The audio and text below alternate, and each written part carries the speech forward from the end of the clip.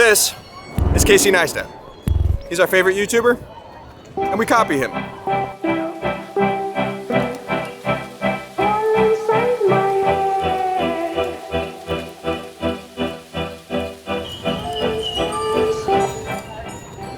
If you don't know who Casey is, he's got over 12 million YouTube subscribers. He's a professional boosted board rider. He's sponsored by Lululemon. He posted a vlog for over 800 days in a row. That's over a video a day for 2 years. And he made this hilarious video about bike lanes in New York City. So I got a ticket for not riding in the bike lane, but often there are obstructions that keep you from properly riding in the bike lane.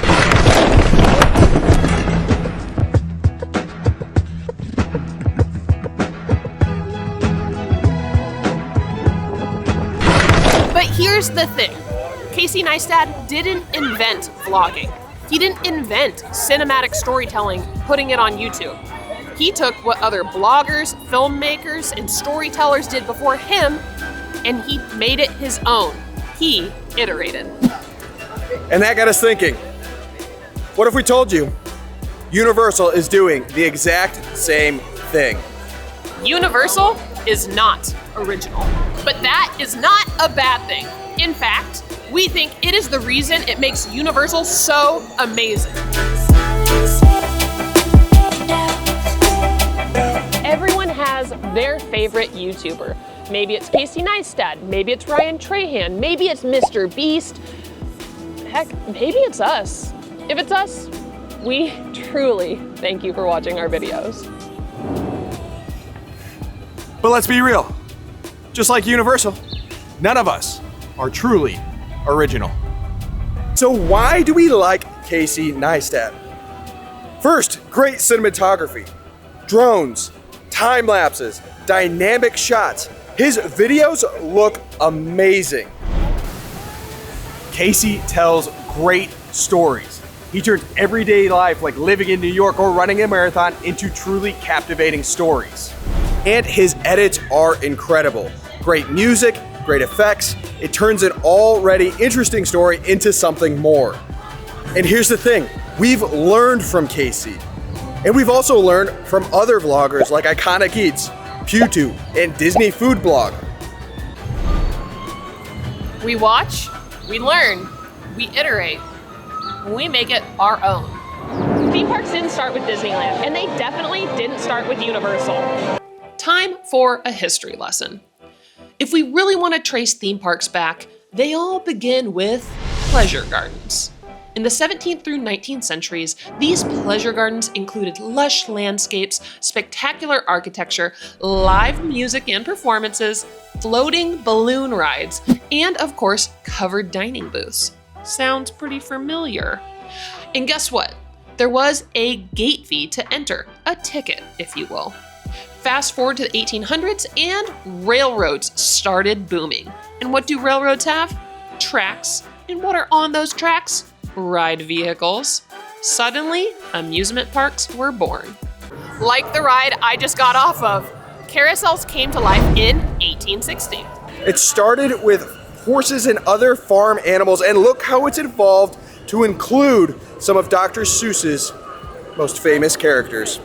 In 1880, electric roller coasters came to life. I bet you they didn't look like that. And then in 1893, at the Chicago World Fair, we saw a Ferris wheel for the first time. Then in 1955, Walt Disney changed the game. He opened up Disneyland, which was a story-driven world, taking everything that came before and making it better. And you know what Universal did? They looked at that and said, I could do it, and I could do it better.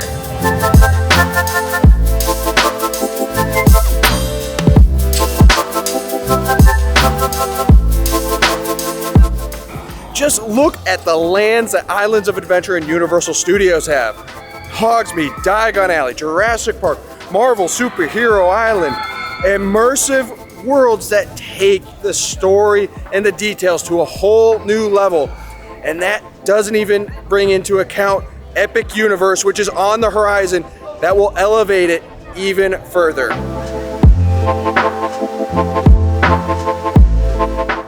At first, Universal Hollywood opened with just a studios tour, but they added to it over time. And then in 1990, Universal Studios Orlando joined the party, and they went bigger and better than ever. Just how we look at Casey and other vloggers for inspiration and to continue to learn and develop our own style, Universal does the same with other parks and other projects that they've worked on in the past. Take, for example, Velocicoaster. Roller coasters are nothing new for 2021, but the combination of the technology, the queue, the immersiveness, the launches, all of it put together make it a world-class roller coaster and have set the standard for other roller coasters to come. Or take the theming of the Wizarding World in Harry Potter, Diagon Alley, Hogsmeade, or even the kid-friendly world of Minionland. Universal has learned that the details, the storytelling, the immersiveness add to a wonderful theme park experience for everybody to enjoy of all ages. Who would have thought when theme parks first opened that you would be able to do magic in such an immersive world? But today, that is a reality, and the interactiveness and the immersiveness of that magical interaction is only improving as time goes on. Seasonal festivities have been around for years. You've got Christmas, you've got Mardi Gras, you have Halloween season. Universal spotted some key times of the year that people love to celebrate together. And you know what they did? They brought them to the park.